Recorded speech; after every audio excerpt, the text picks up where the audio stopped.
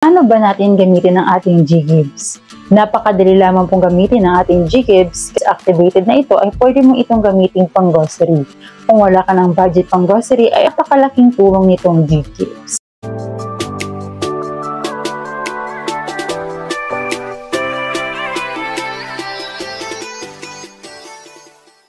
Hi guys, this is Det and welcome back to my channel. Kung bago ka dito sa aking channel, please consider subscribing and hit the bell button to be notified sa ating mga bagong uploads. Meron na nga akong offer dito na 25,000 pesos na pwede kong gamitin pambayad ng aking mga grocery at pambayad ng mga bills payment. Dito nga sa ating screen ay pakikita ko sa inyo kung paano natin gagamitin yung ating GGives. Alam ko, excited ka na? Let's go! Ay punta tayo agad dito sa ating menu dito. Click natin itong borrow. Andito sa borrow is makikita natin itong G-Loan, GGives, and G-Credit. Click mo itong GGives.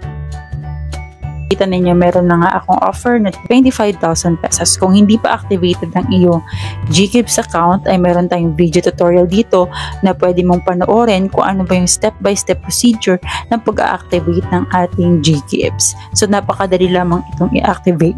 Paano natin gagamitin itong ating 25,000 pesos. So, pwede natin itong gamitin sa mga supermarket or services. Pwede natin pambayad ito. So, click mo yung categories, view all. So, maraming pwede natin gamitan ng ating GGives. For example, dito sa supermarket. So, doon is pwede na tayong mag-grocery. So, meron tayong 100,000 GGives merchants. Makikita natin dito yung mga pwede natin gamitan ng GGives. So, dito yung Pure Gold, Walmart Supermarket, Shopwise, karami na pwede natin gamitan ng GGives kasi meron silang in-store QR code dyan intended for GGives. Napakadali lamang pong gamitin ng GGives. So, open natin yung ating GCash, then tap natin yung QR.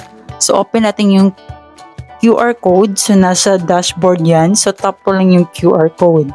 For example, sa Robinson. So, meron kang binili dyan. Gamitin mo yung QR code nila doon. Then, scan mo gamit yung GCash account. Afterwards, so, pwede na tayong mag-select ng GGives as payment option. Example, meron kang 30,000 na credit limit. Pwede mo yan siyang iselect. Then, see installment options. Dito, pwede na tayong pumili ng ating preferred installment plan.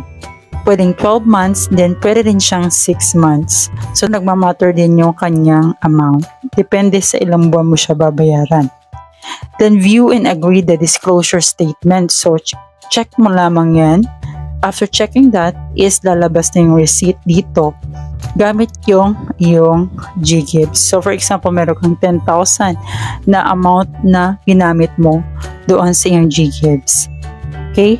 So, nakalagay na dito yung details kung magkano yung babayaran mo for 12 months. For example, yung pinili mo. Okay?